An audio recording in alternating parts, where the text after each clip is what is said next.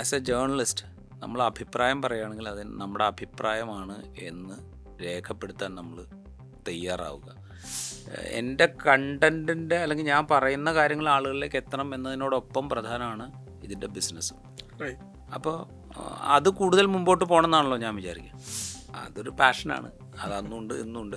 ഒറ്റ കാര്യമുള്ളൂ, നമ്മൾ വിവരങ്ങൾ അറിയാൻ, അത് പഠിക്കാൻ, അത് കുറച്ചുകൂടെ ആഴത്തിലറിയാൻ നമ്മളാൽ കഴിയുന്ന വിധത്തിൽ അത് ആളുകൾക്ക് പറഞ്ഞു കൊടുക്കാൻ. ഇതാണ് പാഷൻ. അതിനപ്പുറത്ത് വേറെ താല്പര്യമൊന്നുമില്ല. സ്ഥാപനം മാറുന്നതും സ്ഥലം മാറുന്നതും, മുമ്പ് സ്ഥലം മാറുന്നത് നമ്മളെ സംബന്ധിച്ച് അത്രയും വലിയൊരു ഇമോഷണൽ പ്രശ്നമായിരുന്നില്ല.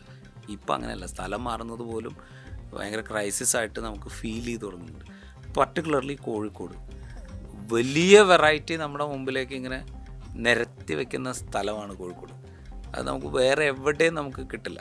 മനുഷ്യന്മാർ പരസ്പരം കാണിക്കുന്നൊരു സ്നേഹമുണ്ടല്ലോ, പ്രത്യേകിച്ച് കടപ്പാടൊന്നുമില്ലാത്ത, അല്ലെങ്കിൽ പ്രത്യേകിച്ച് ബാധ്യതയൊന്നുമില്ലാത്ത, പിന്നീട് ജീവിതത്തിൽ ഒരു ഘട്ടത്തിലും ചിലപ്പോൾ കണ്ടുമുട്ടുമോ എന്ന് ഉറപ്പില്ലാത്ത ആളുകളുടെ കാര്യത്തിൽ പോലും ഈ ചുറ്റുവട്ടത്ത് ജീവിക്കുന്ന മനുഷ്യന്മാർ അങ്ങോട്ടും ഇങ്ങോട്ടും കാണിക്കുന്ന ഒരു സ്നേഹവും കരുതലും ഒക്കെ ഉണ്ടല്ലോ.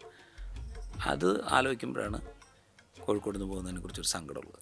രാജീവ് ശങ്കരൻ, റിസാല അപ്ഡേറ്റിനോട് കൂടെ യാത്ര ചെയ്യുന്ന എല്ലാ പ്രേക്ഷകർക്കും ഇത്രയും സുപരിചിതനായ വേറൊരു വ്യക്തി ഉണ്ടാവില്ല. മുതിർന്ന മാധ്യമപ്രവർത്തകനാണ്. റിസാല അപ്ഡേറ്റിൻ്റെ പിറവി മുതൽ ഇന്നോളം കൂടെ നടന്ന സഹയാത്രികനാണ്, നയിച്ച ഒരു വ്യക്തി കൂടിയാണ്. രാജീവ് ശങ്കരൻ ഇനി കുറച്ചു കാലം റിസാല അപ്ഡേറ്റിനോടൊപ്പം ഉണ്ടാകില്ല. താൽക്കാലികമായി അദ്ദേഹം വിട്ടുനിൽക്കുന്നു. നമ്മൾ അദ്ദേഹത്തോടൊപ്പം ചെറിയൊരു സംസാരത്തിലേക്ക് പോവുകയാണ്. അദ്ദേഹത്തിൻ്റെ ജീവിതം, അദ്ദേഹത്തിൻ്റെ കരിയർ, ഇത്രയും കാലത്തെ റിസാല അപ്ഡേറ്റിനോട് കൂടെയുള്ള ജീവിതം, കൂടാതെ മലയാളത്തിൻ്റെ മുതിർന്നൊരു മാധ്യമ പ്രവർത്തകൻ എന്ന നിലയിൽ മലയാള മാധ്യമ ചരിത്രത്തെ തന്നെ വിശകലനം ചെയ്യുന്ന ചെറിയൊരു സംസാരം. എല്ലാവർക്കും സ്വാഗതം ഈ സംസാരത്തിലേക്ക്. സർ, റിസാല അപ്ഡേറ്റ് വിട്ടു പോവുകയാണ്. ഈ സമയത്തുള്ളൊരു ഫീലിംഗ് എന്താണ്? അത് നമുക്ക് പറഞ്ഞിട്ട് തുടങ്ങാം. സാലും ആദ്യം തുടങ്ങിയില്ല. ഇപ്പം റിസാല അപ്ഡേറ്റിൻ്റെ തുടക്കം മുതലൊന്ന്, റിസാല അപ്ഡേറ്റിൻ്റെ തുടക്കം മുതലല്ല ഞാൻ റിസാലയായിട്ട് ബന്ധപ്പെടുന്നതും എന്താ പറയുക, അതിൻ്റെ പ്രേക്ഷകരോട് സംസാരിക്കാൻ ശ്രമിക്കുന്നു. അത് ഏതാണ്ടൊരു 15 വർഷത്തോളം മുമ്പ് മുതൽ തുടങ്ങിയൊരു ബന്ധമാണ്. അത് റിസാലയിൽ എഴുതിക്കൊണ്ട്, റിസാലയിൽ എഴുതാത്ത സമയത്ത് റിസാല പ്രവർത്തകരെ, റിസാല നടത്തിക്കൊണ്ടിരിക്കുന്ന ആളുകളുമായിട്ട് സംസാരിച്ചുകൊണ്ട്, അങ്ങനെ പല നിലയ്ക്ക് ആ ബന്ധം ഉണ്ടായിരുന്നു. ആ ബന്ധത്തിൻ്റെ ഒരു തുടർച്ചയിലാണ് റിസാല അപ്ഡേറ്റ് എന്ന് പറയുന്നൊരു സംസാരത്തിലേക്ക് പോകുന്നതും അതിൻ്റെ ഡീറ്റെയിൽസിലേക്ക് പോകുന്നതും ഒക്കെ. അപ്പോൾ എന്ന് വെച്ചാൽ അത് പെട്ടെന്ന് അങ്ങോട്ട് റിസാല അപ്ഡേറ്റ് എന്ന് പറഞ്ഞ് തുടങ്ങാം എന്ന് വിചാരിച്ച് വന്നതല്ല, അല്ലെങ്കിൽ അവരും അങ്ങനെ തീരുമാനിച്ചതല്ല. അത് കുറേ കാലത്തെ ബന്ധത്തിൻ്റെ തുടർച്ചയിലാണ്. അപ്പോൾ ഇപ്പോൾ പെട്ടെന്ന് അങ്ങോട്ട് പോവുക എന്ന് പറഞ്ഞാൽ അങ്ങനെ പോകാനും പറ്റില്ല. സാങ്കേതികമായി നമ്മൾ പോകുന്നു എന്നുള്ളതേ ഉള്ളൂ. മനസ്സുകൊണ്ട് റിസാലയുടെയും റിസാല അപ്ഡേറ്റിൻ്റെയും, റിസാല അപ്ഡേറ്റിൻ്റെ മാത്രമല്ല, റിസാല അപ്ഡേറ്റിൻ്റെ ഒരു സഹോദര സ്ഥാപനമായിട്ടുള്ള സിറാജിൻ്റെ പ്രേക്ഷകർ, അവരുടെ ഞാൻ ഇപ്പം സിറാജിൽ ഞാൻ കുറേ കാലം വർക്ക് ചെയ്തിരുന്നു. അതിനുശേഷം സിറാജിൽ നിന്ന് ഇറങ്ങിയതിന് ശേഷം ഒരു 10 വർഷം ഞാൻ എല്ലാ ആഴ്ചയിലും ഞാൻ സിറാജിൽ ലേഖനം എഴുതിയിരുന്നു. ആ സമയത്ത് തന്നെ ഞാൻ 2 ആഴ്ചയിലൊരിക്കൽ റിസാലയിൽ ലേഖനം എഴുതിയിരുന്നു. അപ്പോൾ ആ ബന്ധം അവിടെയുണ്ട്. അപ്പോൾ ഇതെന്തുകൊണ്ടുണ്ടാവുന്നു എന്ന് പറഞ്ഞു കഴിഞ്ഞാൽ, ഒന്ന് രാഷ്ട്രീയമായ കാഴ്ചപ്പാടുകളോടുള്ള യോജിപ്പാണ്, പിന്നുള്ളത് വ്യക്തിപരമായ അടുപ്പാണ്, മനുഷ്യന്മാർ തമ്മിലുണ്ടാകുന്നൊരു ബന്ധമുണ്ടല്ലോ, അതുമാണ്. ഇത് രണ്ടും അവിടെ ഉണ്ട്. അപ്പോൾ ഇത് ഇവിടുന്ന് ഇപ്പോൾ ടെക്നിക്കലി ഞാൻ വേറൊരു സ്ഥാപനത്തിലേക്ക് മാറുന്നു എന്നുള്ളത് ഒഴിച്ചു നിർത്തിയാൽ നമ്മുടെ രാഷ്ട്രീയവും വ്യക്തിബന്ധങ്ങളും അത് മാറുന്നില്ല. അത് അവിടെ തന്നെ ഉണ്ട്. അതിപ്പോൾ ഞാൻ നേരത്തെ സിറാജിൽ നിന്ന് ഇറങ്ങി വേറൊരു സ്ഥാപനത്തിൽ പോയപ്പോഴും ആ സ്ഥാപനമായിട്ടും റിസാലയായിട്ടുള്ള ബന്ധം എനിക്കുണ്ടായിരുന്നു, ഇപ്പോഴും ഉണ്ട്. ഇപ്പോഴും ആ രണ്ട്, ഇപ്പോൾ റിസാല വീക്കിലിയുടെ ഓഫീസിൽ പോയാലും അപ്ഡേറ്റിൽ വന്നാലും അതിനു മുമ്പ് ജോലി ചെയ്തിരുന്ന സിറാജിൽ പോയാലും ഞാൻ മുമ്പ് എങ്ങനെയാണോ ഉണ്ടായിരുന്നത് അങ്ങനെ തന്നെ എനിക്ക് അവിടെ കയറി ചെല്ലാൻ പറ്റും. ആ ബന്ധം അവിടെയുണ്ട്, ആ കാഴ്ചപ്പാടുകൾ തമ്മിലുള്ള ഐക്യവും അവിടെയുണ്ട്. അപ്പോൾ അതുകൊണ്ട് എനിക്ക് പ്രത്യേകിച്ച് എന്താ പറയുക, പോവുകയാണ് എന്നുള്ളൊരു ഫീലൊന്നുമില്ല. ഓക്കെ, നമുക്ക് രാജീവേട്ടൻ്റെ തുടക്കം മുതൽ തുടങ്ങാം. അപ്പോൾ എങ്ങനെയാണ് മാധ്യമപ്രവർത്തനത്തിലേക്ക് വരുന്നത്? ഞാൻ കേട്ടിട്ടുണ്ട് മാത്സ് ആയിരുന്നു പഠിച്ചിരുന്നത്, കുറച്ചു കാലം വനംവകുപ്പിലൊക്കെ ജോലി ചെയ്തിട്ടുണ്ടെന്ന് കേട്ടു. അങ്ങനെയുള്ള ഒരാൾ എങ്ങനെയാണ് ജേർണലിസ്റ്റ് ആകുന്നത്? അല്ല, ഇതിപ്പോൾ എന്ന് വെച്ചാൽ ബേസിക്കലി ഞാൻ BSc വരെ സയൻസാണ് പഠിച്ചത്. ആദ്യം ഫസ്റ്റ് ഗ്രൂപ്പ്, ദെൻ മാത്സ്. അപ്പോൾ മാത്സ് പഠിക്കുക എന്ന് പറഞ്ഞു കഴിഞ്ഞാൽ അന്നത്തെ ഒരു കമ്പൽഷൻ്റെ ഭാഗമായിട്ട് ഫസ്റ്റ് ഗ്രൂപ്പും മാത്സും പഠിച്ചു എന്നുള്ളതേ ഉള്ളൂ. അതിലപ്പുറം വേറെ യാതൊരു താല്പര്യവും നമുക്ക് അതിനകത്തുണ്ടായിരുന്നില്ല. ശരിക്കും പറഞ്ഞാൽ BSc പഠിച്ചുകൊണ്ടിരിക്കുമ്പോഴാണ് ഈ ജേർണലിസം എന്ന് പറയുന്നൊരു സംഗതിയിലേക്ക് നമ്മൾ അട്രാക്റ്റഡ് ആവുകയും ഒരു താല്പര്യം. അതിന് മുമ്പ് നമ്മൾ വായിക്കുന്നുണ്ട്, പത്രം വായിക്കുന്നുണ്ട്, ആനുകാലികങ്ങൾ വായിക്കുന്നുണ്ട്, പുസ്തകങ്ങൾ വായിക്കുന്നുണ്ട്. അപ്പോൾ വായനയോടും എഴുത്തിനോടും ഒക്കെ ഉള്ളൊരു ചെറിയ താല്പര്യം നമുക്കുണ്ട്. അതൊരു ക്രിയേറ്റീവ് റൈറ്റിംഗ് ആക്കാനുള്ള ഒരു കാലിബർ നമുക്കില്ല, പക്ഷേ ഒരു ജേർണലിസ്റ്റിക് ആസ്പെക്റ്റ് നമ്മുടെ മുമ്പിലുണ്ട്. അങ്ങനെയാണ് ഇതിലേക്ക് അട്രാക്റ്റ് ആവുന്നത്. അപ്പോൾ ജേർണലിസം കഴിഞ്ഞ് BSc കഴിഞ്ഞ് നെക്സ്റ്റ് ഓപ്ഷനായിട്ട് സത്യം പറഞ്ഞാൽ എൻ്റെ മുമ്പിലുണ്ടായിരുന്നത് ലോ ആയിരുന്നു. ഞാൻ 10 ദിവസം എറണാകുളം ലോ കോളേജിൽ LLBക്ക് ചേർന്ന, അതിന് ശേഷമാണ് ഞാൻ ജേർണലിസത്തിലേക്ക് പോകുന്നത്. അപ്പോൾ അപ്പോഴും എന്താ പറയുക, ഇത് ഡിഗ്രി പഠിക്കുമ്പോൾ തന്നെ ജേർണലിസം ആണ് എൻ്റെ ഒരു കരിയറായിട്ട് വേണ്ടത്. അതിനോടൊരു ഭയങ്കരമായ ഒരു താല്പര്യവും എഴുതാനുള്ളൊരു താല്പര്യവും അതിനോടുള്ളൊരു ഒരു വളരെ എന്താ പറയുക, വളരെ ജെന്യുവൻ ആയിട്ടുള്ളൊരു ഇഷ്ടവും ഒക്കെ. ഇപ്പോഴും മോട്ടീവ് പത്രം തന്നെയാണ്. പത്രം തന്നെ, പത്രം തന്നെ. ചാനലുകളൊന്നും അല്ല, അന്ന് ചാനലുകളില്ല. അന്ന് ചാനലുകളെന്ന് പറഞ്ഞാൽ ഇപ്പോൾ ഞാൻ 89 മുതൽ 94 വരെയുള്ള സമയത്താണ് എൻ്റെ പ്രീ ഡിഗ്രിയും ഡിഗ്രിയൊക്കെ കഴിഞ്ഞത്. അന്ന് പ്രീ ഡിഗ്രിയും ഓക്കെ 94 ആകുമ്പോഴത്തേക്കും ശരിക്കും പറഞ്ഞാൽ പത്രത്തിൽ ജോലി ചെയ്യണം. അതെ, അത്രയും ഉണ്ടായിരുന്നു. 94 ആകുമ്പോഴത്തേക്കും ഈ സ്വകാര്യ ടെലിവിഷൻ ചാനലുകളെ കുറിച്ചുള്ള ആലോചനകളൊക്കെ നടക്കുന്നുണ്ട്. അതിന് വേണ്ട ലൈസൻസിങ്ങിനെ കുറിച്ചുള്ള ലൈസൻസ് എന്താ പറയുക, എളുപ്പത്തിലാക്കി കൊടുക്കുന്ന തരത്തിലുള്ള നിയമ ഭേദഗതികളൊക്കെ വന്നിട്ടുണ്ട്. പക്ഷെ തുടങ്ങിയിട്ടുണ്ടായിരുന്നില്ല. ദൂരദർശൻ ഉണ്ടായിരുന്നു. ദൂരദർശൻ ഉണ്ടായിരുന്നു. പക്ഷെ പിന്നീട് സ്വകാര്യ ചാനലുകൾ തുടങ്ങിയപ്പോൾ പോലും നമുക്കതിൽ താല്പര്യം ഉണ്ടായിരുന്നില്ല സത്യം പറഞ്ഞു കഴിഞ്ഞാൽ. അപ്പോഴും നമുക്ക് പത്രമായിരുന്നു താല്പര്യം. പത്രത്തിലാണ് തുടങ്ങുന്നത്. പല പത്രങ്ങളിലായി തുടങ്ങുന്നു. പല പത്രങ്ങൾ എന്ന് പറഞ്ഞാൽ 2 പത്രം കഴിഞ്ഞപ്പോഴത്തേക്കും നമ്മൾ വിഷ്വൽ മീഡിയയിലേക്ക് എത്തിയിട്ടുണ്ട്. അപ്പോൾ പോലും നമുക്ക് വലിയ താല്പര്യമൊന്നും ഉണ്ടായിട്ടില്ല. പക്ഷേ ഒരു പുതിയ മീഡിയ എങ്ങനെയുണ്ട് എന്നറിയാൻ വേണ്ടിയിട്ടുള്ളൊരു കൗതുകത്തിന് നമ്മൾ വിഷ്വൽ മീഡിയയിലേക്ക് എൻ്റർ ചെയ്യുന്നു എന്നുള്ളതേ ഉള്ളൂ. അപ്പം ബേസിക്കലി ഈ എന്താ പറയുക, ജേർണലിസത്തോടുള്ളൊരു പാഷൻ ഉണ്ടല്ലോ നമ്മുടെ ആളുകൾക്ക് കാര്യങ്ങൾ പറഞ്ഞു കൊടുക്കാൻ പാകത്തിൽ നമ്മൾ എക്യുപ്ഡ് ആവുക എന്ന് പറയുന്നതിനകത്തുള്ളൊരു സന്തോഷമുണ്ട്. അതിനുള്ളൊരു ശ്രമത്തിൽ നമ്മൾ അനുഭവിക്കുന്ന ഒരു ത്രില്ലുണ്ട്. ഇതൊക്കെയാണ് നമ്മളെ അതിനകത്തേക്ക് ഗൈഡ് ചെയ്ത് എത്തുന്നത്. സർക്കാർ ജോലി ഇത് തന്നെയാണ്. കാരണം ഞാൻ ജേർണലിസ്റ്റ് ആയതിനു ശേഷമാണ് എനിക്ക് സർക്കാർ ജോലി കിട്ടുന്നത്. സർക്കാർ ജോലി കിട്ടിയപ്പോൾ എനിക്ക് ഭയങ്കര കമ്പൽഷൻ ഉണ്ടായിരുന്നു എൻ്റെ പുറത്ത് സർക്കാർ ജോലി തുടരാൻ വേണ്ടിയിട്ട്. ഞാൻ അവിടെ ജോയിൻ ചെയ്തു. പിന്നെ ലീവ് എടുത്തു. ലീവ് എടുക്കുന്ന സമയത്തും ഭയങ്കര കമ്പൽഷൻ ഉണ്ടായിരുന്നു എൻ്റെ ഫാമിലിയുടെ ഭാഗത്തു നിന്നൊക്കെ. കാരണം വെച്ച് കഴിഞ്ഞാൽ അച്ഛൻ സർക്കാർ സർവീസിലായിരുന്നു, 40 വർഷം സർക്കാർ സർവീസിലായിരുന്നു. അപ്പോൾ അച്ഛനെ സംബന്ധിച്ച് ഒരു സർക്കാർ ജോലി എന്ന് പറഞ്ഞു കഴിഞ്ഞാൽ അത്രയും പ്രഷ്യസ് ആയിട്ടുള്ളൊരു സംഗതി. അപ്പോൾ അത് ഒഴിവാക്കുക എന്ന് പറയുന്നത് ഒരു തരത്തിലും അവർക്ക് ഉൾക്കൊള്ളാൻ പറ്റുന്നൊരു കാര്യമായിരുന്നു. അപ്പോൾ ഭയങ്കര കമ്പൽഷൻ ഉണ്ടായിരുന്നു. പക്ഷേ എങ്കിലും ഞാൻ തീരുമാനിച്ചത് ഇത് തന്നെയാണ്. അപ്പോൾ എന്ന് വെച്ചാൽ അതിലും വലിയ എന്താ പറയുക ചലഞ്ച് ഉണ്ടായിരുന്നു എന്ന് പറഞ്ഞു കഴിഞ്ഞാൽ ആ സർക്കാർ ജോലി ഇരിക്കെ, ജോലിയിൽ ഞാൻ പ്രവേശിച്ചിരിക്കെ ആ സമയത്ത് ഞാൻ ജേർണലിസ്റ്റായി ജോലി ചെയ്യുന്ന സ്ഥാപനം എന്ന് പറഞ്ഞാൽ അതിഗുരുതരമായ ക്രൈസിസിൽ കൂടെ കടന്നു പോകുന്ന സമയമായിരുന്നു. അതൊരു 6 മാസത്തോളം ശമ്പളം പോലും ഇല്ലാതെ ജോലി ചെയ്യുന്നൊരു സമയത്താണ് ഞാൻ സർക്കാർ ജോലിയിൽ ലീവ് എടുത്തിട്ട് ഈ ജേർണലിസം തുടരാൻ തീരുമാനിക്കുന്നത്. ആ സ്ഥാപനം പൂട്ടിപ്പോയി. ആ സ്ഥാപനത്തിൻ്റെ ക്രൈസിസ് ജീവനക്കാരെ ഏറ്റെടുക്കേണ്ടി വന്നു. ആ ക്രൈസിസ് ഏറ്റെടുക്കാൻ വേണ്ടി ജീവനക്കാർ വ്യക്തിപരമായി വായ്പ എടുത്തു. ആ ബാധ്യത തീരാൻ പിന്നെ കുറേ കാലം എടുത്തു. പക്ഷെ അതൊന്നും നമുക്കൊരു എന്താ പറയുക, നമ്മളെ ഈ ജോലിയിൽ നിന്നോ ഇതിനോടുള്ളൊരു ആഭിമുഖ്യത്തിൽ നിന്നോ പിന്തിരിപ്പിച്ചിട്ടില്ല. അതൊരു പാഷനാണ്. അത് അന്നുണ്ട് ഇന്നുണ്ട്. ഒറ്റ കാര്യമുള്ളൂ, നമ്മൾ വിവരങ്ങൾ അറിയാൻ, അത് പഠിക്കാൻ, അത് കുറച്ചുകൂടെ ആഴത്തിലറിയാൻ നമ്മളാൽ കഴിയുന്ന വിധത്തിൽ അത് ആളുകൾക്ക് പറഞ്ഞു കൊടുക്കാൻ. ഇതാണ് പാഷൻ. അതിനപ്പുറത്ത് വേറെ താല്പര്യമൊന്നുമില്ല. ഇപ്പോൾ പത്രത്തിലാണ് തുടങ്ങിയതെന്ന് പറഞ്ഞു.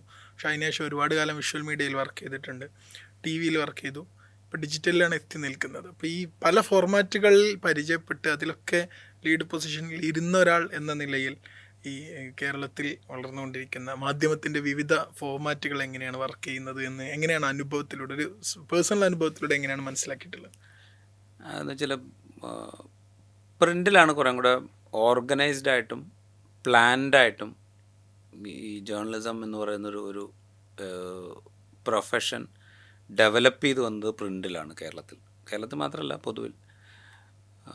പക്ഷെ പുറത്ത് മറ്റ് മേഖലയിലും അത് പ്ലാൻഡ് ആയിട്ടും ഓർഗനൈസ്ഡ് ആയിട്ടും വളർന്നു വന്നിട്ടുണ്ട്. പക്ഷേ കേരളത്തിൽ ഈ പ്രിൻ്റിലാണ് അത് ഓർഗനൈസ്ഡ് ആയിട്ടും പ്ലാൻഡ് ആയിട്ടും വളർന്നു വന്നിട്ടുള്ളത്. അതിൻ്റെ ഒരു എക്സ്റ്റൻഷൻ മാത്രമാണ് നമുക്ക് ടെലിവിഷനും ഡിജിറ്റൽ പ്ലാറ്റ്ഫോമും ഇപ്പോഴും. ടെലിവിഷനിൽ പിന്നെയും കുറച്ചും കൂടെ ടെലിവിഷനിലേക്ക് മാത്രമായിട്ടുള്ളൊരു പ്ലാനിങ്ങും ഇൻവെസ്റ്റ്മെൻറ്റും അതിൻ്റെ ഒരു വളർച്ചയും ഒക്കെ നമ്മൾ പിന്നീട് കാണുന്നുണ്ട്. പക്ഷെ അവിടെ എത്തുമ്പോഴത്തേക്കും ടെലിവിഷൻ്റെ ആയുസ് ഇനി ഉണ്ടോ എന്നുള്ള സംശയം നമ്മുടെ മുമ്പിലേക്ക് വരികയാണ്. ആ ഘട്ടത്തിലെത്തുമ്പോഴാണ് അതിലേക്ക് മാത്രമായിട്ടുള്ള ഇൻവെസ്റ്റ്മെൻറ്റും അതിലേക്ക് മാത്രമായിട്ടുള്ള ആസൂത്രണവും ഒക്കെ നടക്കുന്നത്. ഡിജിറ്റൽ പ്ലാറ്റ്ഫോമിലേക്ക് വരുമ്പോഴൊരു സംഭവം എന്ന് പറഞ്ഞു കഴിഞ്ഞാൽ, ഡിജിറ്റൽ പ്ലാറ്റ്ഫോം നമ്മളെ സംബന്ധിച്ച് ഇപ്പോഴും ഒരു സോഷ്യൽ മീഡിയയുടെ എക്സ്റ്റൻഷൻ മാത്രമായിട്ടാണ് നമ്മളിപ്പോഴും ഡിജിറ്റൽ പ്ലാറ്റ്ഫോമിനെ കാണുന്നത്. അല്ലെങ്കിൽ വേറൊരു സോഷ്യൽ മീഡിയ എന്നുള്ള മട്ടിൽ മാത്രമാണ് നമ്മളിപ്പോഴും അതിനെ കണ്ടുകൊണ്ടിരിക്കുന്നത്. ഇപ്പോൾ ഒരു ഉദാഹരണം പറഞ്ഞു കഴിഞ്ഞാൽ, ഇപ്പോൾ നമ്മൾ ജോലി ചെയ്യുന്ന പ്ലാറ്റ്ഫോം, അതിനെക്കുറിച്ച് നമ്മൾ വേറെ ആരോടെങ്കിലും സംസാരിക്കുമ്പോൾ അവർ അത് യൂട്യൂബിലും ഫേസ്ബുക്കിലും ഒക്കെയുള്ള ഒരു സാധനമല്ലേ എന്നാണ് ചോദിക്കുക നമ്മളോട്. അതെ, നമ്മൾ ത്രൂ യൂട്യൂബ്, ഫേസ്ബുക്ക് അല്ലെങ്കിൽ ട്വിറ്റർ അങ്ങനെയുള്ള സോഷ്യൽ മീഡിയ ഉപയോഗിച്ചുകൊണ്ട് തന്നെയാണ് നമ്മളിത് പ്രൊപ്പഗേറ്റ് ചെയ്യുന്നത്. പക്ഷേ അങ്ങനെ തന്നെയാണ്. അല്ല, നമുക്ക് സ്വന്തമായിട്ട് വെബ്സൈറ്റ് ഉണ്ട്, പക്ഷേ അതിലല്ല നമ്മുടെ വ്യൂസ് കിടക്കുന്നത് യൂട്യൂബിലും ഒക്കെ. അതെ, യൂട്യൂബിൽ തന്നെയാണ്. ഏകദേശം എല്ലാ ഡിജിറ്റൽ മീഡിയകളും അങ്ങനെ തന്നെയാണ്. പക്ഷേ അതിൻ്റെ ഒരു വ്യത്യാസം എന്ന് പറഞ്ഞാൽ, നമ്മൾ ഈ പറയുന്ന യൂട്യൂബ്, ഫേസ്ബുക്ക്, ട്വിറ്റർ അങ്ങനെ തുടങ്ങിയുള്ള സോഷ്യൽ മീഡിയ പ്ലാറ്റ്ഫോമുകളെ നമ്മൾ ഉപയോഗിക്കുന്നു എന്ന് മാത്രമേ ഉള്ളൂ. അല്ലാതെ നമ്മൾ ഒരു യൂട്യൂബ് കണ്ടൻ്റ് അല്ല, അല്ലെങ്കിൽ ഒരു ഫേസ്ബുക്ക് കണ്ടൻ്റ് അല്ല, അല്ലെങ്കിൽ ഒരു ട്വിറ്റർ കണ്ടൻ്റ് അല്ല, അല്ലെങ്കിൽ ഒരു എന്താ പറയുക, വേറെ ഏതെങ്കിലും ഒരു സോഷ്യൽ മീഡിയ പ്ലാറ്റ്ഫോം കണ്ടൻ്റ് അല്ല. നമ്മളൊരു കണ്ടൻ്റ് ഉണ്ടാക്കിയിട്ട് അത് സ്പ്രെഡ് ചെയ്യാനുള്ള പ്ലാറ്റ്ഫോംസ് ആയിട്ട് ഇതിനെ ഉപയോഗിക്കുന്നു എന്നുള്ളതേ ഉള്ളൂ. ഇത് രണ്ടും തമ്മിൽ ഒരുപാട് വ്യത്യാസമുണ്ട്. എന്ന് വെച്ച് കഴിഞ്ഞാൽ, ഇപ്പോൾ എനിക്ക് വേണമെങ്കിൽ പേഴ്സണലായിട്ടൊരു യൂട്യൂബ് ചാനൽ തുടങ്ങിയിട്ട് അങ്ങനെ സ്പ്രെഡ് ചെയ്യാം. എൻ്റെ ഐഡിയാസും എനിക്ക് തോന്നുന്നതും ഒക്കെ എനിക്ക് അവിടെ വിളിച്ചു പറയാം. അത് ഓക്കെയാണ്, അതിനുള്ള സ്വാതന്ത്ര്യവും എനിക്കുണ്ട്. പക്ഷെ ഞാൻ എന്തുകൊണ്ടാണ് അതിന് തയ്യാറാവാതെ ഒരു എസ്റ്റാബ്ലിഷ്ഡ് ആയിട്ടുള്ള ഒരു സിസ്റ്റത്തിൽ നിൽക്കണം എന്ന് ആഗ്രഹിക്കുന്നതെന്ന് വെച്ച് കഴിഞ്ഞാൽ, ഇതിനൊരു റെസ്പോൺസിബിലിറ്റി അവിടെ ഉണ്ട് എന്നുള്ളതുകൊണ്ടാണ്. അതിപ്പോൾ ഞാൻ റിസാല അപ്ഡേറ്റ് എന്ന് പറയുന്ന പ്ലാറ്റ്ഫോം എന്ന് പറഞ്ഞു കഴിഞ്ഞാൽ, അതിന് ഒരുപാട് ന്യൂനതകളുണ്ടാവും, ഒരുപാട് വിമർശനങ്ങളുണ്ടാവും, അതിന് ഒരുപാട് പരിമിതികളുണ്ടാവും, ഇതൊക്കെ ഉണ്ടാവും. പക്ഷേ അതിൽ വരുന്ന ഒരു കണ്ടൻറ്റിനെ കുറിച്ച് ആരെങ്കിലും ചോദിച്ചാൽ ആൻസറബിളായിട്ട് അവിടെ ഒരു സ്ഥാപനമുണ്ട്, അതിന് ആൻസറബിൾ ആയിട്ടുള്ള ആളുകളുണ്ട്. ഇപ്പം ഞാനിതിൻ്റെ ചുമതല വഹിക്കുമ്പോൾ ഐ ആം ആൻസറബിൾ. എന്നെ ഇവിടേക്ക് നിയോഗിച്ച ആളുകളുണ്ടെങ്കിൽ അവർ ആൻസറബിളാണ്. അവരെ നിയോഗിച്ച ഒരു ഓർഗനൈസേഷൻ ഉണ്ടെങ്കിൽ അവർ ആൻസറബിളാണ്. അപ്പോൾ അതിനൊരു റെസ്പോൺസിബിൾ വേ ഉണ്ട്. ഞാൻ ഒറ്റയ്ക്ക് തുടങ്ങുകയാണെങ്കിൽ വേറെ ഒന്നുമില്ല, എനിക്ക് പോലും ആൻസറബിൾ ആവേണ്ട കാര്യമില്ല. ഇപ്പോൾ ഇപ്പോൾ പാരലലി നടന്നുകൊണ്ടിരിക്കുന്ന ഒരു സോഷ്യൽ മീഡിയ സ്ട്രീമിൽ സംഭവിച്ചുകൊണ്ടിരിക്കുന്ന കാര്യങ്ങൾ നമ്മൾ ആരോടും റെസ്പോൺസിബിൾ അല്ല, ആർക്കും എന്തും പറയാം. അങ്ങനത്തെ ഒരു സംഗതി അല്ലാത്ത വിധത്തിലുള്ളൊരു പ്ലാറ്റ്ഫോമാണ്. അങ്ങനെ റെസ്പോൺസിബിൾ ആയിട്ടുള്ളൊരു ഡിജിറ്റൽ പ്ലാറ്റ്ഫോമായിട്ട് മാറിയിട്ടില്ല നമ്മളിതേവരെ, അല്ലെങ്കിൽ ആ ഒരു ഏരിയ നമ്മളിതേവരെ ഡെവലപ്പ് ചെയ്തിട്ടില്ല. ഇനി അങ്ങോട്ട് ഡെവലപ്പ് ചെയ്യാൻ പോകുന്ന സംഗതി അതാണ്. പക്ഷേ നമ്മളിതേവരെ അങ്ങനെ ഡെവലപ്പ് ചെയ്ത് തുടങ്ങിയിട്ടില്ല. ഓഫ് കോഴ്സ് അതിലൊരുപാട്, ഇപ്പോൾ കേരളത്തിൽ തന്നെ, മലയാളത്തിൽ തന്നെ ഒരുപാട് പ്ലാറ്റ്ഫോംസ് ഉണ്ട്, അത് ശരിയാണ്. ഇപ്പോൾ നമ്മുടെ മുമ്പിൽ തന്നെ പല പേരുകൾ നമ്മുടെ മുമ്പിലേക്ക് സംസാരിക്കുമ്പോൾ തന്നെ വരും. അതൊക്കെ അവർ സീരിയസ് ആയി തന്നെയാണ് ആ കണ്ടൻറ്റിനെ കാണുന്നതും സീരിയസ് ആയി തന്നെയാണ് അതിൽ ഇടപെടുന്നതും ഒക്കെ. പക്ഷേ എങ്കിൽ പോലും ഇത് കണ്ടുകൊണ്ടിരിക്കുന്ന ആളുകൾക്ക് ഇതിങ്ങനെ സോഷ്യൽ മീഡിയ നടക്കുന്നൊരു സംഗതി എന്നുള്ളൊരു ഫീല് മാത്രമേ ഉള്ളൂ. അത് മാറ്റിയിട്ട് ഇതൊരു സീരിയസ് ബിസിനസ്സാണ്.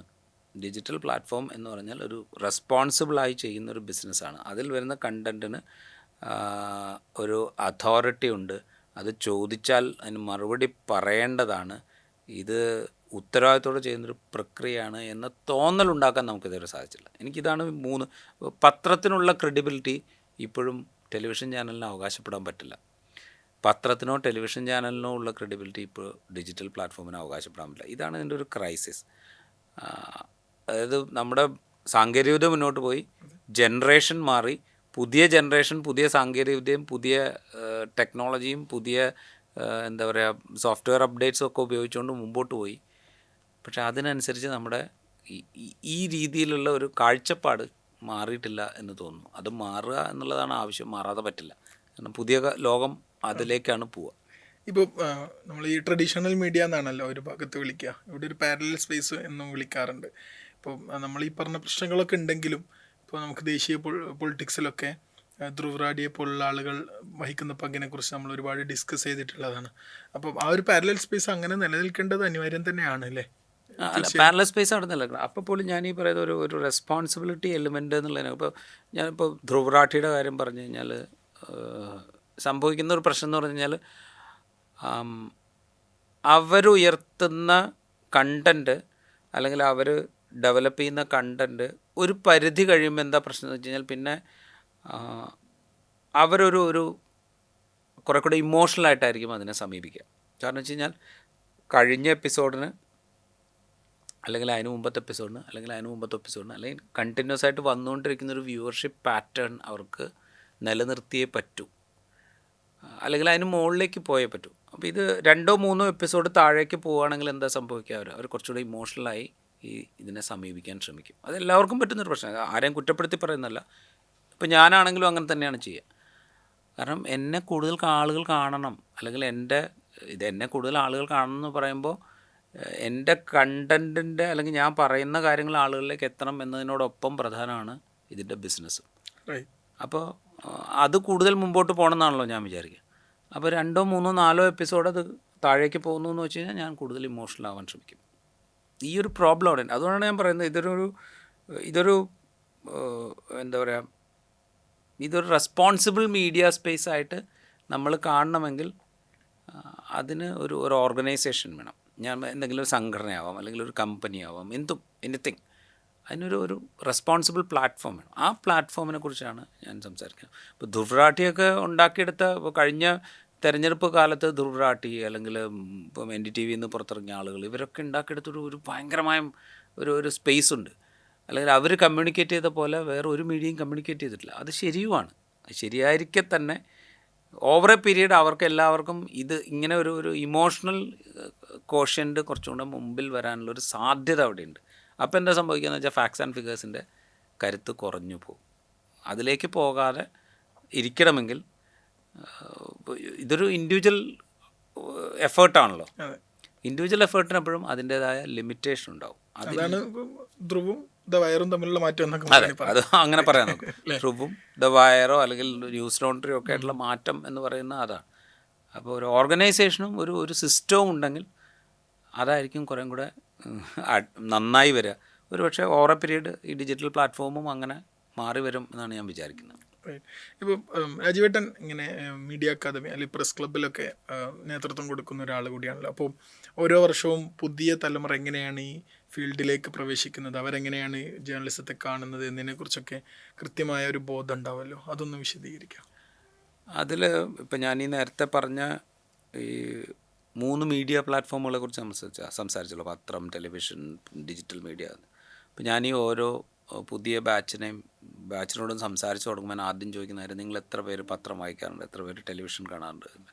പത്രം വായിക്കാറ് എത്ര പേരുണ്ടെന്ന് ചോദിക്കുമ്പോൾ ഇപ്പോൾ ഒരു 30 പേരുള്ള ക്ലാസ്സാണെന്ന് വിചാരിച്ചാൽ ഒരു 5 or 6 പേരൊക്കെ ഒരുപക്ഷെ പത്രം വായിക്കുന്നവരായിട്ട് കൈവക്കും. ടെലിവിഷൻ കാണുന്ന എത്ര പേരുണ്ടെന്ന് ചോദിച്ചാൽ ചിലപ്പോൾ ഒരാളെ കൈവക്കുണ്ടാവുള്ളൂ. ഒരാൾ കൈപൊക്കിയാൽ തന്നെ അത്ഭുതമാണെന്ന് ഞാൻ വിചാരിക്കുക. അതേസമയം ഡിജിറ്റൽ പ്ലാറ്റ്ഫോം, നിങ്ങളുടെ ഫോണിലാണോ നിങ്ങൾ കാണുന്നതെന്ന് ചോദിച്ചു കഴിഞ്ഞാൽ ഏതാണ്ട് എല്ലാവരും കൈപൊക്കും. അപ്പോൾ എന്ന് വെച്ചാൽ അവരുടെ കാഴ്ചപ്പാടും അവരുടെ ഒരു ഷിഫ്റ്റ് ഭയങ്കരമായി സംഭവിച്ചു കഴിഞ്ഞിട്ടുണ്ട്. അപ്പോൾ പുതിയ ജനറേഷൻ എന്ന് പറഞ്ഞാൽ അവർ ഡിപ്പെൻഡ് ചെയ്യുന്നത് ഈ പറയുന്ന അവരുടെ കയ്യിലിരിക്കുന്ന ഫോണിനെയാണ് ഡിപ്പെൻഡ് ചെയ്യുന്നത്.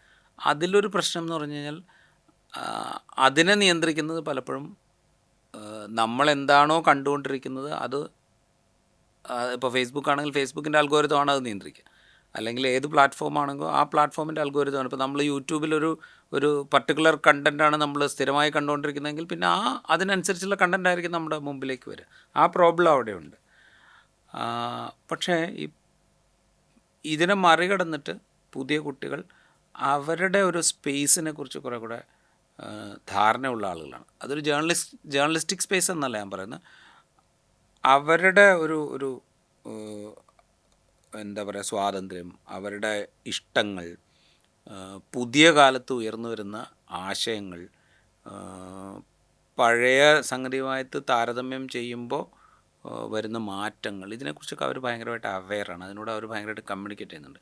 ഒരുപക്ഷെ ഇപ്പം നമ്മളെപ്പോലെ എന്നെപ്പോലെ ഒരു ജനറേഷന് മനസ്സിലാവുന്ന ഭാഷയിലായിരിക്കില്ല ചിലപ്പോൾ അവർ കമ്മ്യൂണിക്കേറ്റ് ചെയ്യുക. അതാണ് അതിനകത്ത് വ്യത്യാസം. അത്രേ ഉള്ളൂ വ്യത്യാസം. അവർ പക്ഷേ അതുമായിട്ട് ഭയങ്കരമായിട്ട് എൻഗേജ് ചെയ്യുന്നുണ്ട്. അവരുടെ സ്വാതന്ത്ര്യം ലിമിറ്റ് ചെയ്യപ്പെടുമ്പോൾ അവരതിനോട് ഭയങ്കരമായി റിയാക്ട് ചെയ്യുന്നുണ്ട്. അതാണ് സത്യം പറഞ്ഞാൽ സന്തോഷം തോന്നുന്നൊരു കാര്യം. അവർ ഇപ്പോൾ ജേർണലിസ്റ്റുകളാവാൻ പഠിക്കുന്ന ബാച്ചുകളിൽ ഏതാണ്ട് എല്ലാ ബാച്ചുകളോടും കമ്മ്യൂണിക്കേറ്റ് ചെയ്യുമ്പോൾ അവരുടെ ഒരു സ്വാതന്ത്ര്യത്തെക്കുറിച്ച് അവർ അവെയറാണ്. അത് മതി. ബാക്കിയുള്ളതൊക്കെ ബാക്കിയുള്ള രാഷ്ട്രീയം അതിൻ്റെ തുടർച്ചയായിട്ട് വന്നോളൂ, അതിൻ്റെ തുടർച്ചയോട് വന്നോളൂ. ഓക്കെ. ഇപ്പോൾ വർഷങ്ങളായിട്ട് കോഴിക്കോടാണ് താമസിക്കുന്നത്. ഒരുപാട് യാത്ര ചെയ്ത ആളാണ്. കോഴിക്കോടാണ് വർഷങ്ങളായിട്ട് താമസിക്കുന്നത്. ഇനി താൽക്കാലികമായി കോഴിക്കോടിനെയും വിട്ടു പോവുകയാണല്ലോ. അതെങ്ങനെയാണ് രാജീവേട്ടനെ സംബന്ധിച്ചിടത്തോളം? ഞാൻ സത്യം പറഞ്ഞു കഴിഞ്ഞാൽ എന്നെ സംബന്ധിച്ച് ഇപ്പം ഒരു എന്താ പറയുക, ഒരു പ്ലേസ് ഷിഫ്റ്റ് ചെയ്യുന്നു, ഒരു സ്ഥാപനം ഷിഫ്റ്റ് ചെയ്യുന്നു, ഇതൊന്നും എന്നെ അങ്ങനെ വല്ലാതെ ബാധിക്കാറുണ്ടായിരുന്നില്ല. മുൻകാലത്ത് ഒട്ടും ബാധിച്ചിട്ടില്ല. പല സ്ഥാപനങ്ങളായി മാറുന്നു. അപ്പോഴൊന്നും എന്നെ അത് ഇമോഷണലി ബാധിച്ചിട്ടില്ല. ഇമോഷണലി ബാധിക്കുകയാണെങ്കിൽ എന്നെ ഏറ്റവും അധികം ബാധിക്കേണ്ടിരുന്നു ഒരുപക്ഷെ ഇന്ത്യ വിഷനിൽ നിന്നുള്ള മാറ്റമായിരുന്നു. കാരണം ഇന്ത്യ വിഷനിൽ നിന്ന് ഞാൻ മാറുന്നത് ഒരു ദിവസം രാവിലെ ഒരു 10-10:30 മണിക്ക് എന്നെ വിളിച്ചിട്ട് ഡൽഹിക്ക് ട്രാൻസ്ഫർ ആണെന്ന് പറയുന്നത്. എനിക്ക് ആ സമയത്ത് ഒരിക്കലും ഡൽഹിക്ക് പോകാൻ പറ്റില്ല. ഇമ്മീഡിയറ്റ് ആയിട്ട് അങ്ങനെ ട്രാൻസ്ഫർ ചെയ്യണം, ഞാൻ രാജിവെക്കുകയാണെന്ന് പറയുന്നു.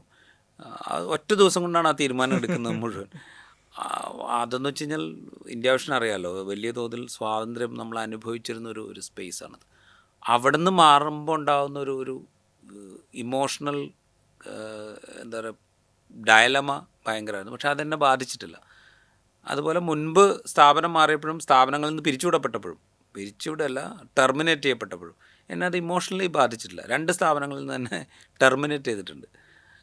അതിലൊരു സ്ഥാപനത്തിൽ നിന്ന് ടെർമിനേറ്റ് ചെയ്ത വിവരം ഞാൻ അറിയുന്നത് എൻ്റെ ഇപ്പോഴത്തെ ജീവിത പങ്കാളി ഫോണിൽ വിളിച്ച് പറയുമ്പോഴാണ് ഞാൻ അറിയുന്നത് പോലും. അതായത് ഞാൻ അറിഞ്ഞിരുന്നില്ല. ആ രാവിലെ ഞാൻ പതിവ് പോലെ കാര്യങ്ങൾ ചെയ്തുകൊണ്ടിരിക്കുന്ന സമയത്താണ് എന്നെ വിളിച്ചിട്ട്, അന്ന് ഞാൻ ജോലി ചെയ്ത സ്ഥാപനത്തിൽ പത്രം വരാൻ വൈകിയിരുന്നു.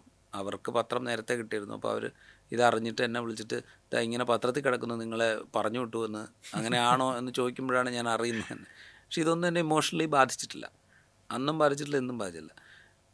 ചിലപ്പോൾ കുറേ കാലത്തിൻ്റെ പ്രശ്നമാവും, നമ്മുടെ പ്രായം മാറിയതിൻ്റെ പ്രശ്നമാവും, നമ്മുടെ കാഴ്ചപ്പാടുകൾ മാറിയതിൻ്റെ പ്രശ്നമാവും. പക്ഷേ ഇപ്പോൾ സ്ഥാപനം മാറുന്നതും സ്ഥലം മാറുന്നതും, മുമ്പ് സ്ഥലം മാറുന്നത് നമ്മളെ സംബന്ധിച്ച് അത്രയും വലിയൊരു ഇമോഷണൽ പ്രശ്നമായിരുന്നില്ല. ഇപ്പം അങ്ങനെയല്ല. സ്ഥലം മാറുന്നത് പോലും ഭയങ്കര ക്രൈസിസായിട്ട് നമുക്ക് ഫീൽ ചെയ്ത് തുടങ്ങുന്നുണ്ട്. പർട്ടിക്കുലർലി കോഴിക്കോട് എന്ന് പറഞ്ഞു കഴിഞ്ഞാൽ കോഴിക്കോട്, മലപ്പുറം, ഈ ബെൽറ്റിൽ നമ്മൾ ഇപ്പോൾ കുറേ 10-16 വർഷമായി ഞാൻ ഈ ബെൽറ്റിലാണ് ജീവിച്ചുകൊണ്ടിരിക്കുന്നത്. ഇവിടെയുള്ള ആളുകളുമായിട്ടാണ് നമ്മൾ സംസാരിച്ചുകൊണ്ടിരിക്കുന്നത്. അപ്പോൾ നമുക്കൊരു ക്രൈസിസ് ഏതെങ്കിലും ഒരു സമയത്ത്, ചെറുതോ വലുതോ ആയിക്കോട്ടെ, വരുന്ന സമയത്തൊക്കെ ഞാനൊരു ക്രൈസിസിലാണെന്ന് പറയുന്നതിന് മുമ്പ് ആ ക്രൈസിസ് മനസ്സിലാക്കി ഇങ്ങോട്ട് വന്ന്, അതിപ്പോൾ എന്ന് വെച്ചാൽ എന്നെ മനസ്സിലാക്കിയ ആളുകളും ആവണമെന്നൊന്നുമില്ല, എന്നെ മനസ്സിലാക്കിയ ആളുകളുമല്ല പല ഘട്ടത്തിലും.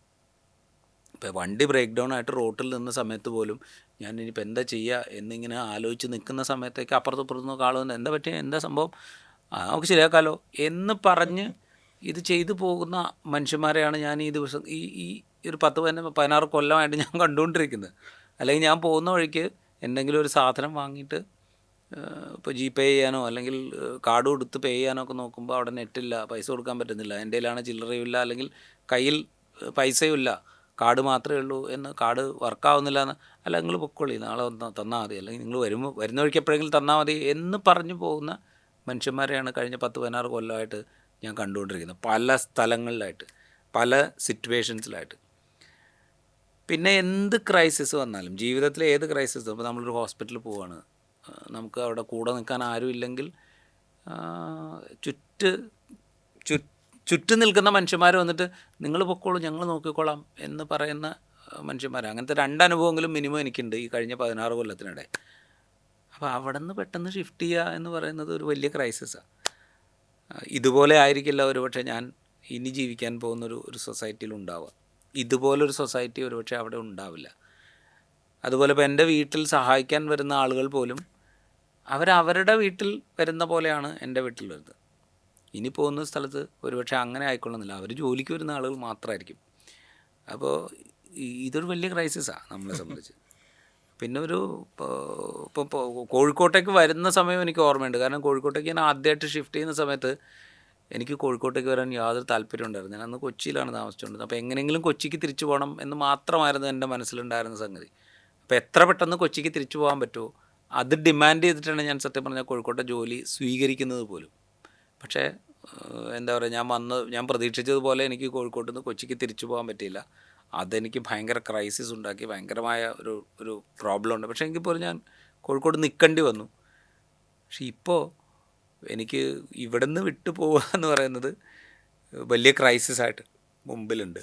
ഞാൻ ഒരിക്കലും എക്സ്പെക്റ്റ് ചെയ്തില്ല ഇങ്ങനൊരു ഷിഫ്റ്റ് വേണ്ടി വരും എന്ന് തീരുമാനമായ ഘട്ടത്തിൽ പോലും ഞാൻ വിചാരിച്ചില്ല അതൊരു ഇമോഷണൽ ക്രൈസിസായിട്ട് നമ്മുടെ മുമ്പിലുണ്ടാകുമെന്ന്. പക്ഷെ അതങ്ങനെ ഉണ്ട്. കാരണം ഇതുകൊണ്ടാണ്. കാരണം ഈ മനുഷ്യന്മാരുമായിട്ടുള്ള ഒരു മനുഷ്യന്മാർ പരസ്പരം കാണിക്കുന്നൊരു സ്നേഹമുണ്ടല്ലോ, പ്രത്യേകിച്ച് കടപ്പാടൊന്നുമില്ലാത്ത, അല്ലെങ്കിൽ പ്രത്യേകിച്ച് ബാധ്യതയൊന്നുമില്ലാത്ത, പിന്നീട് ജീവിതത്തിൽ ഒരു ഘട്ടത്തിലും ചിലപ്പോൾ കണ്ടുമുട്ടുമോ എന്ന് ഉറപ്പില്ലാത്ത ആളുകളുടെ കാര്യത്തിൽ പോലും ഈ ചുറ്റുവട്ടത്ത് ജീവിക്കുന്ന മനുഷ്യന്മാർ അങ്ങോട്ടും ഇങ്ങോട്ടും കാണിക്കുന്ന ഒരു സ്നേഹവും കരുതലും ഒക്കെ ഉണ്ടല്ലോ. അത് ആലോചിക്കുമ്പോഴാണ് കോഴിക്കോട് നിന്ന് പോകുന്നതിനെ കുറിച്ചൊരു സങ്കടമുള്ളത്. ഞാനിങ്ങനെ ചോദിക്കണമെന്ന് വിചാരിക്കായിരുന്നു. ഇപ്പോൾ രാജുവേട്ടൻ വെജിറ്റേറിയനാണ്. കോഴിക്കോട് എന്ന് പറയുന്നത് ബിരിയാണിയുടെയും ഹൽവയുടെയും ഇങ്ങനെയുള്ള മാംസഭക്ഷണങ്ങളുടെയൊക്കെ പേരിൽ അറിയപ്പെട്ടൊരു സ്ഥലമാണ്. ഇതിങ്ങനെയാണ് മാനേജ് ചെയ്തത്? അതെനിക്കൊരു പ്രശ്നമായിരുന്നു തുടക്കത്തിൽ എന്ന് പറഞ്ഞാൽ, ഞാൻ ആദ്യം വരുന്ന സമയത്ത് കോഴിക്കോട് ജേർണലിസം പഠിച്ചൊക്കെ കഴിഞ്ഞിട്ട് ആദ്യമായിട്ട് ഇവിടെ ഒരു പത്രസ്ഥാപനത്തിൻ്റെ ഇൻ്റർവ്യൂവിനാണ് വരുന്നത്. അപ്പോൾ അന്ന് എനിക്ക് ചിക്കൻ ബോക്സ് കഴിഞ്ഞിരിക്കുന്ന സമയമാണ്. അതുകൊണ്ട് തന്നെ ഇൻ്റർവ്യൂവിന് അറ്റൻഡ് ചെയ്യിച്ചില്ല. അത് വേറെ കഥയാണ്. അപ്പോൾ ഞാൻ വരുന്നു, തലേദിവസം വരുന്നു, ഇവിടെ താമസിക്കുന്നു. പിറ്റേ ദിവസം രാവിലെ എഴുന്നേറ്റിട്ട് ഭക്ഷണം കഴിക്കാൻ ചെല്ലുമ്പോൾ സാധാരണ നമ്മൾ ഏതെങ്കിലും ഹോട്ടലിൽ കയറുന്നു, നമ്മൾ ഭക്ഷണം കഴിക്കുന്നു. അപ്പോൾ അവിടെ എന്തും കിട്ടും എന്നാണല്ലോ നമ്മൾ വിചാരിക്കുക. നമ്മുടെ ഒരു ചോയ്സിനൊക്കെ അനുസരിച്ച് കിട്ടുന്നതാണ്. അപ്പോൾ ഞാനവിടെ കയറി എന്നോട് എന്താ കഴിക്കാനുള്ളതെന്ന് ചോദിച്ചപ്പോൾ മറ്റേ പുട്ടും പൊറോട്ടയും പിന്നെ കൂടെ കഴിക്കാൻ അയിലക്കറിയും ഉണ്ട് എന്നാണ് എന്നോട് പറഞ്ഞത്. അപ്പോൾ ഞാനാകെ എന്താ പറയുക, ഒരു ക്രൈസിസിലായി. കാരണം എനിക്ക് അയിലക്കറി കഴിക്കാൻ പറ്റില്ലല്ലോ. പിന്നെ നമ്മൾ അവിടെ നിന്ന് എന്താ പറയുക, കറിയില്ലാതെ ഭക്ഷണം കഴിച്ചിട്ട് ഇറങ്ങി. അന്ന് ഞാൻ അത്രയും ഫെമിലിയർ അല്ല കോഴിക്കോട്, നമുക്കൊന്നും അറിയില്ല. അപ്പോൾ ഏറ്റവും തൊട്ട് മുമ്പിൽ അവൈലബിൾ ആയിട്ടുള്ള ഒരു സ്ഥലത്ത് നിന്ന് കഴിച്ചു പോവുക എന്നുള്ളത് മാത്രമേ ഉണ്ടായിരുന്നു. പിന്നീട് കോഴിക്കോട് വരുമ്പോഴും ഇതേ ക്രൈസിസ് എന്നെ കുറച്ച് സമയത്തേക്ക് അലട്ടുന്നുണ്ട്. പക്ഷെ ഇപ്പോൾ അതൊരു പ്രശ്നമല്ല. കാരണം വെച്ച് കഴിഞ്ഞാൽ ഒന്ന്, എവിടെയാണ് വെജ് അവൈലബിൾ ആവുക എന്നുള്ളത്. വെജിറ്റേറിയൻ എന്നുള്ളത് നമുക്കൊരു നിർബന്ധം എന്ന് പറയുന്നതെന്ന് വെച്ചാൽ നമ്മൾ ശീലം കൊണ്ട് അങ്ങനെ ആയിപ്പോയി എന്നുള്ളതുള്ളൂ. അല്ലാതെ നമ്മുടെ ഒരു വേറെ എന്തെങ്കിലും രാഷ്ട്രീയമായ തീരുമാനത്തിൻ്റെ അടിസ്ഥാനത്തിൽ വെജിറ്റേറിയൻ ആയതല്ല. ചെറുപ്പകാലം മുതൽ അങ്ങനെ ആയി. അതുകൊണ്ട് ഈ ശീലം അങ്ങനെ തുടരുന്നു എന്നുള്ളതിൽ കവിഞ്ഞ് വേറെ പ്രശ്നമില്ല. നോൺ വെജ് കഴിക്കുന്നവരോട് നമുക്ക് വേറെ വിരോധമൊന്നുമില്ല. ബീഫ് കഴിക്കുന്ന ആളുകളെ മുഴുവൻ എനിക്ക് ഭയങ്കര ഇഷ്ടമാണ്. കാരണം വെച്ച് കഴിഞ്ഞാൽ അവർക്കത് കഴിക്കാനുള്ള സ്വാതന്ത്ര്യം ഈ ലോകത്തുണ്ടെന്ന് വിശ്വസിക്കുന്നുള്ളതുകൊണ്ട് അതിനകത്ത് യാതൊരു തടസ്സവും നമുക്കില്ല. തുടക്കത്തിലൊക്കെ ഈ നോൺ വെജ് റെസ്റ്റോറൻറ്റിൽ കയറിയിരുന്ന് വെജിറ്റേറിയൻ കഴിക്കുക എന്നുള്ളതും ഒരു പ്രയാസമായിരുന്നു. പിന്നെ അതൊരു ശീലമായി. ഇപ്പം എന്ന് പറഞ്ഞാൽ കോഴിക്കോടിൻ്റെ ടേസ്റ്റ് നമുക്കറിയാം. കോഴിക്കോട്ടെ ഏത് നോൺ വെജ് റെസ്റ്റോറൻറ്റിൽ പോയാലും നമുക്ക് സമൃദ്ധമായി വെജിറ്റേറിയൻ ഫുഡ് കിട്ടും എന്നും മനസ്സിലാക്കലും നമുക്കുണ്ട്. അതിപ്പം കോഴിക്കോട്ടെ ഏറ്റവും പ്രശസ്തമായ ഏത് ഹോട്ടലിൽ പോയാലും നമുക്ക് ഇന്ന് നമ്മൾ ഉച്ചയ്ക്ക് കഴിച്ചപ്പോൾ പോലും വളരെ സമൃദ്ധമായ വെജിറ്റേറിയൻ ഫുഡാണ് നമുക്ക് കിട്ടിയത്. അപ്പം അതിലൊരു പ്രശ്നമില്ല. പിന്നെ കോഴിക്കോടിൻ്റെ ടേസ്റ്റ് എന്ന് പറഞ്ഞു കഴിഞ്ഞാൽ നമുക്ക് എന്താ പറയുക, ഇത്രയും ഡിഫറെൻ്റ് ആയിട്ടുള്ള ടേസ്റ്റ് കിട്ടുന്ന വേറെ ഏതെങ്കിലും ഒരു സ്ഥലം ലോകത്തുണ്ടോ എന്നൊരു സംശയം.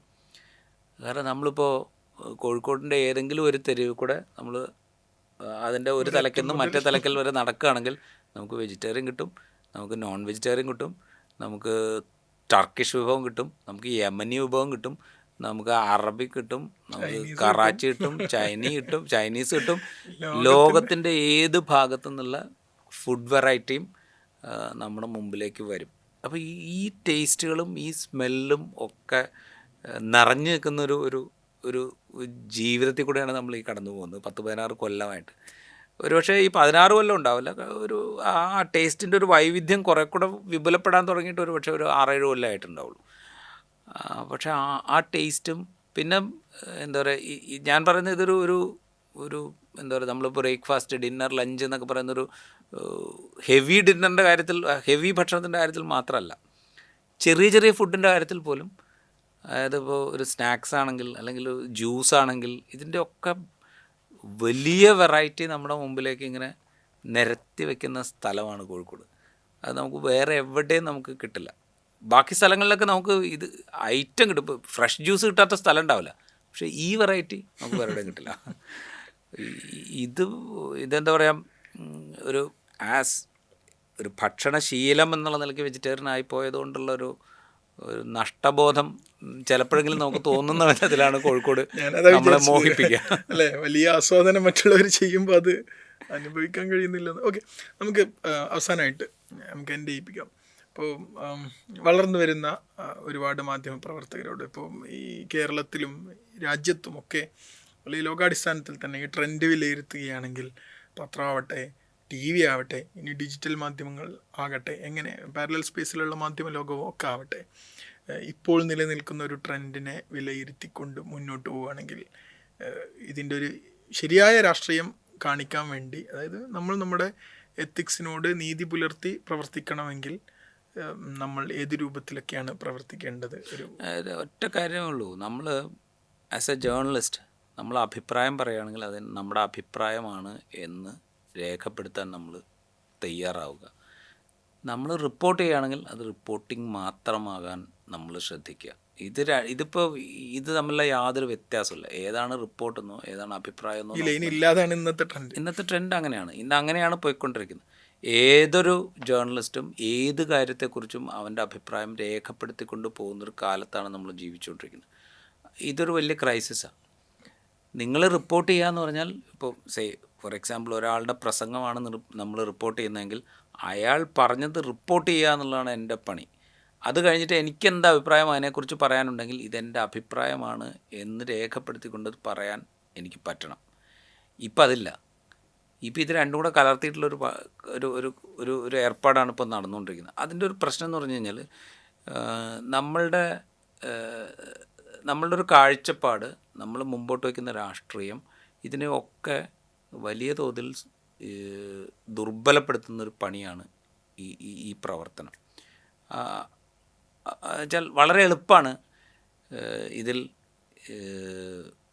ഇപ്പോൾ നിലനിൽക്കുന്ന ഒരു തീവ്ര ഹിന്ദുത്വ വർഗീയ രാഷ്ട്രീയത്തെ കലർത്തി വിടുക എന്ന് പറയുന്ന പണി വളരെ എളുപ്പമാണ്. അല്ലെങ്കിൽ അതാണ് ഏറ്റവും കൂടുതൽ നടക്കുക. മറ്റഭിപ്രായങ്ങളൊന്നും രേഖപ്പെടുത്തപ്പെടില്ല. ആ ഒരു അപകടം നമ്മുടെ മുമ്പിലുണ്ട്. ആ അപകടമാണ് ഇപ്പോൾ നമ്മൾ കണ്ടുകൊണ്ടിരിക്കുന്നത്. നമ്മൾ ഈ റിപ്പോർട്ടിങ്ങും അഭിപ്രായം തമ്മിൽ എന്തിനു വേർതിരിക്കണം എന്ന് ചോദിച്ചാൽ അതിൻ്റെ പ്രശ്നം ഇതാ. കാരണം ഈ അഭിപ്രായം എവിടെ നിന്നാണ് ഉണ്ടാകുന്നത്? ഈ അഭിപ്രായം എങ്ങനെയാണ് മിക്സ് ചെയ്യപ്പെടുക? ഏത് അഭിപ്രായമാണ് മിക്സ് ചെയ്യപ്പെടുക? ഈ ഒരു അപകടം അവിടെയുണ്ട്. ആ അപകടം നമ്മളിപ്പോൾ അനുഭവിച്ചുകൊണ്ടിരിക്കുന്നത്. അതിൻ്റെ പ്രശ്നം എന്താ വെച്ച് കഴിഞ്ഞാൽ, നമ്മൾ ഈ അഭിപ്രായം കൂടെ ചേർത്ത് ഈ പറയുന്ന ഇപ്പോൾ ഭരിച്ചുകൊണ്ടിരിക്കുന്ന ഒരു ഭൂരിപക്ഷ വർഗീയതയുടെ രാഷ്ട്രീയത്തിന് അനുഗുണമായ വിധത്തിലുള്ള അഭിപ്രായങ്ങൾ ഇങ്ങനെ സ്പ്രെഡ് ചെയ്ത് കൊടുത്തു കഴിഞ്ഞാൽ പിന്നെ വേറൊന്നും ഉണ്ടാവില്ല. അതേസമയം ഇപ്പുറത്ത് കുറച്ചുകൂടെ ബാലൻസ്ഡ് ആവാനേ പറ്റുള്ളൂ നമുക്ക്. അല്ലാതെ നമ്മൾ നിഷ്പക്ഷമായിട്ട് നമുക്ക് റിപ്പോർട്ട് ചെയ്യാൻ പറ്റില്ല. ബാലൻസ്ഡ് ആവാനേ പറ്റുള്ളൂ. ബാലൻസ്ഡായി വേറൊരു വീക്ഷണം കൂടെ ചേർത്ത് വെച്ചിട്ട് നമ്മൾ റിപ്പോർട്ട് ചെയ്യാൻ ശ്രമിച്ചു കഴിഞ്ഞാൽ നമ്മൾ വേഗം ബ്രാൻഡ് ചെയ്യപ്പെടും. ഈ ഒരു അപകടം അവിടെയുണ്ട്. അപ്പോൾ ഇതിന് ഏറ്റവും നല്ലതെന്ന് പറഞ്ഞു കഴിഞ്ഞാൽ റിപ്പോർട്ട് ചെയ്യുന്നത് വേറെ, അഭിപ്രായം വേറെ എന്ന് വേർതിരിക്കുക എന്നുള്ളതാണ്. അങ്ങനെ ആകുമ്പോൾ പ്രശ്നമില്ല. അപ്പോൾ നമുക്ക് മനസ്സിലാവും എന്താണ് അവിടെ സംഭവിച്ചിരിക്കുന്നതെന്ന് മനസ്സിലാവും. അതിനോട് എൻ്റെ അഭിപ്രായം എന്താണ് എന്നുള്ളതും വ്യക്തമാവും. അപ്പോൾ ഈ വേർതിരിവ്, ജേർണലിസം എന്ന് പറഞ്ഞു കഴിഞ്ഞാൽ നിങ്ങൾ റിപ്പോർട്ട് ചെയ്യാനായിരിക്കുന്നത്. കിട്ടുന്ന വിവരം എൻ്റെ വ്യക്തിപരമായ അഭിപ്രായം ഒന്നും ചേർക്കാതെ പ്രേക്ഷകരിലേക്ക് എത്തിക്കാൻ വേണ്ടിയിട്ടാണ് ഞാൻ ഈ പണിയെടുക്കുന്നത്. ഞാനൊരു മീഡിയം മാത്രമാണ്. എൻ്റെ അഭിപ്രായം പറയാനുള്ള ആളല്ല ഞാനൊരു എന്താ പറയുക, നമ്മളിപ്പോൾ പ്ലഗിൽ നിന്ന് അല്ലെങ്കിൽ ഒരു സ്വിച്ച് ഇട്ടാൽ ലൈറ്റ് കത്തുന്ന പോലെ സ്വിച്ചിൽ നിന്ന് ലൈറ്റിലേക്ക് കറണ്ട് കൊണ്ടുപോകുന്ന വയർ മാത്രമേ ഉള്ളൂ ഞാൻ. അവിടെ പാസ് ചെയ്യുന്നത് വേറെ സംഗതിയാണ്, കറണ്ടാണ്. അതാണ് റിപ്പോർട്ട് ചെയ്യുക എന്ന് പറയുന്ന പണി. അതിൽ നിന്ന് മാറിയിട്ട് ഞാൻ എൻ്റെ അഭിപ്രായം കൂടെ കലർത്തിയിട്ടേ ഇത് പറയൂ എന്ന് തീരുമാനിച്ചു കഴിഞ്ഞാൽ അപ്പോൾ കേൾക്കുന്ന അഭിപ്രായങ്ങൾ മുഴുവൻ എന്താണോ ഭരിച്ചുകൊണ്ടിരിക്കുന്നത്, ഏത് വികാരമാണോ ഭരിച്ചുകൊണ്ടിരിക്കുന്നത്, ആ വികാരത്തിൻ്റെ അഭിപ്രായമായിരിക്കും നമ്മൾ കേട്ടുകൊണ്ടിരിക്കുക. അത് നമ്മൾ എവിടെ നോക്കിയാലും ഇപ്പോൾ അത് കാണാം. അത് പത്രങ്ങൾ നോക്കിയാൽ കാണാം, ടെലിവിഷനിൽ നോക്കിയാൽ കാണാം, ഡിജിറ്റൽ സ്പേസിൽ നോക്കിയാൽ കാണാം, സോഷ്യൽ മീഡിയയിൽ നോക്കിയാൽ കാണാം, എല്ലായിടത്തും എന്ത് അഭിപ്രായങ്ങൾക്കാണ് കൂടുതൽ മേൽക്കൈ കിട്ടുന്നത് എന്ന് നമുക്ക് നോക്കിയാൽ കാണാം. അത് ആ ഒരു സ്ട്രീമിലേക്ക് നമ്മളെ എത്തിക്കുന്നത് നമ്മളിത് തമ്മിലുള്ള വ്യത്യാസം, ഇത് എന്താണ് റിപ്പോർട്ട് ചെയ്യേണ്ടത്, എന്താണ് എൻ്റെ അഭിപ്രായം എന്ന് പറയുന്ന ഇത് തമ്മിലുള്ള ഒരു വിഭജനം ഉണ്ടല്ലോ, ഈ വിഭജനം അവസാനിക്കുകയും ആർക്കും എന്ത് അഭിപ്രായവും പറയാം എന്നുള്ളൊരവസ്ഥ ക്രിയേറ്റ് ചെയ്യുകയും ചെയ്യപ്പെട്ടതിൻ്റെ തുടർച്ചയാണ് നമ്മൾ ഈ കാണുന്നതൊക്കെ. അത് വലിയ അപകടമാണ്. അത് കുറച്ച് കഴിയുമ്പോൾ ആളുകൾക്ക് കുറച്ചും കൂടെ സ്പെസിഫിക് ആയി, ഇപ്പം ഇൻ്റർനാഷണൽ സ്പേസിലൊക്കെ ചില മീഡിയ സ്ഥാപനങ്ങൾ തന്നെ ഇത് തുടങ്ങിയിട്ടുണ്ട്. അതായത് എന്താണ് വാർത്ത, എന്താണ് അതിൻ്റെ പശ്ചാത്തലം, എന്താണ് ഇതിനെക്കുറിച്ചുള്ള ഞങ്ങളുടെ അഭിപ്രായം എന്നിങ്ങനെ വേർതിരിച്ച് കാറ്റഗറൈസ് ചെയ്ത് ആളുകളോട് പറയുന്ന രീതി ആരംഭിച്ചു കഴിഞ്ഞിട്ടുണ്ട്. അപ്പോൾ എന്ന് വെച്ചാൽ അവർക്ക് ഈ അപകടം മനസ്സിലായി തുടങ്ങുന്നുണ്ട്. നമുക്ക് ആ അപകടം ഇതുവരെ മനസ്സിലായിട്ടില്ല, കുറച്ച് കഴിയുമ്പോൾ മനസ്സിലാവുമായിരിക്കും എന്നാണ് ഞാൻ വിചാരിക്കുന്നത്. റൈറ്റ്. ഏതായാലും പുതുതലമുറ മാധ്യമപ്രവർത്തകർക്കും മാധ്യമങ്ങളെ നിരീക്ഷിക്കുന്നവർക്ക് എല്ലാവർക്കും അതൊരു വലിയ പാഠാവട്ടെ. അങ്ങനെ ഒരു വലിയ പാഠം നൽകിക്കൊണ്ട് തന്നെ നമുക്ക് ഈ സംസാരം ഇവിടെ അവസാനിപ്പിക്കാം. 30 വർഷത്തോളമായി നീണ്ടു നിൽക്കുന്ന മാധ്യമപ്രവർത്തന ജീവിതമാണ്, ഒരു പാഠപുസ്തകമാണ് സത്യം പറഞ്ഞാൽ. ഇതിലൊരു കാര്യം കൂടെ, ഇപ്പം റിസാലയിൽ നമ്മൾ മിക്കവാറും ചെയ്തത് മുഴുവൻ ഒപ്പീനിയൻ റിലേറ്റഡ് ആയിട്ടുള്ള കാര്യങ്ങളാണ്. അത് ഒപ്പീനിയൻ തന്നെ ആയിരുന്നു, അല്ലാതെ നമ്മൾ റിപ്പോർട്ട് ചെയ്യുകയായിരുന്നില്ല. നമ്മൾ ഇതേക്കുറിച്ച് കമൻറ്റ് ചെയ്യുകയാണ് ചെയ്തുകൊണ്ടിരുന്നത്, നമ്മൾ അതിനെ അനലൈസ് ചെയ്യുകയാണ് ചെയ്തുകൊണ്ടിരുന്നത്. വിശകലനങ്ങളാണ് നമ്മൾ ചെയ്തുകൊണ്ട്. അത് വേറെ തന്നെ ഒരു ഏരിയയാണ്. വാർത്ത റിപ്പോർട്ട് ചെയ്യലും വിശകലനം എന്നുള്ളതും രണ്ടായിട്ടുള്ളൊരു പണിയാണ്. ഇപ്പോൾ സംഭവിക്കുന്നതെന്ന് പറഞ്ഞാൽ രാവിലെ മറ്റേ പ്ലാറ്റ്ഫോം തുടങ്ങുന്ന സമയം മുതൽ അവസാനിക്കുന്നത് വരെ അഭിപ്രായം പറയുന്ന ഒരവസ്ഥയിലേക്കാണ് കാര്യങ്ങൾ പോകുക. അപ്പോൾ ഇതിലെ വ്യത്യാസം ആളുകൾക്ക് പതുക്കെ ആണെങ്കിലും മനസ്സിലാവും എന്നാണ് എനിക്ക് തോന്നുന്നത്. അവിടേക്ക് പിന്നെ പുതിയ ആളുകളെ സംബന്ധിച്ച്, പുതിയ ജേർണലിസ്റ്റിക് സ്റ്റുഡൻസിനെ സംബന്ധിച്ച് അവർക്ക് പറ്റുന്ന ഏറ്റവും വലിയ അപകടം എന്ന് പറഞ്ഞു കഴിഞ്ഞാൽ അവർ ഇതിനെക്കുറിച്ച് അവെയറാണ്, പക്ഷേ അവർ എൻ്റർ ചെയ്യുന്ന പ്ലാറ്റ്ഫോമും ആ ട്രെയിനും ഒരു ട്രാക്കിലൂടെ ഇങ്ങനെ ഓടിക്കൊണ്ടിരിക്കുക. അപ്പോൾ അവർ ആ ട്രാക്കിലേക്ക് ട്രെയിനിലേക്ക് അങ്ങ് കയറി കഴിഞ്ഞാൽ പിന്നെ ആ ട്രെയിൻ സഞ്ചരിക്കുന്ന ട്രാക്കിലൂടെ ഓടാൻ അവർ നിർബന്ധിക്കപ്പെടുകയാണ് പലപ്പോഴും സംഭവിക്കുന്നത്. അവർക്കത് മനസ്സിലാവാഞ്ഞിട്ടല്ല. സത്യം പറഞ്ഞാൽ പുതിയ ചെറുപ്പക്കാർ അവരിതിനെക്കുറിച്ച് മനസ്സിലാക്കുന്നുണ്ട്, പക്ഷേ അവർക്ക് അതിനുള്ള ഒരു സ്പേസ് കിട്ടുന്നില്ല എന്നുള്ളതാണ് പ്രശ്നം. അത് കിട്ടും എന്ന് നമുക്ക് വിചാരിക്കാം. ഞാനും തന്നെ വെറുമൊരു മാധ്യമപ്രവർത്തകൻ എന്നതിലപ്പുറം ആഴമുള്ള വിശകലനങ്ങൾ നൽകാൻ പ്രാപ്തരായ കേരളത്തിലെ ചുരുക്കം ചില മാധ്യമപ്രവർത്തകരിൽ ഒരാളായിട്ടാണ് രാജുവേട്ടനെ കാണുന്നതും. അതങ്ങനെ തന്നെയാണ് എല്ലാവരും മനസ്സിലാക്കുന്നതെന്ന് വിചാരിക്കുന്നു. Anyway, thank you so much for this. സാലിമിനും താങ്ക്സ്. കാരണം വെച്ച് കഴിഞ്ഞാൽ ഞാൻ റിസാല തുടങ്ങി കുറച്ച് കഴിയുമ്പോൾ പുതിയൊരാൾ ഈ കൂടെ സഞ്ചരിക്കാൻ വേണം എന്ന് നമ്മളിങ്ങനെ വിചാരിക്കുകയും അതിൻ്റെ തുടർച്ചയിലാണ് സാലിം വരുന്നത്.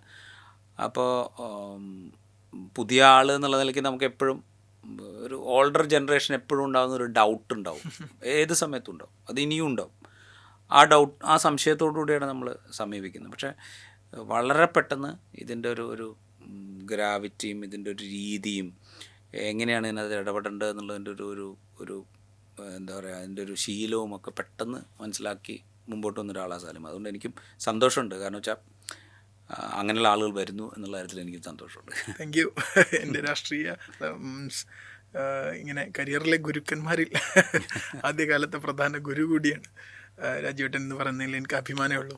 Anyway, thanks.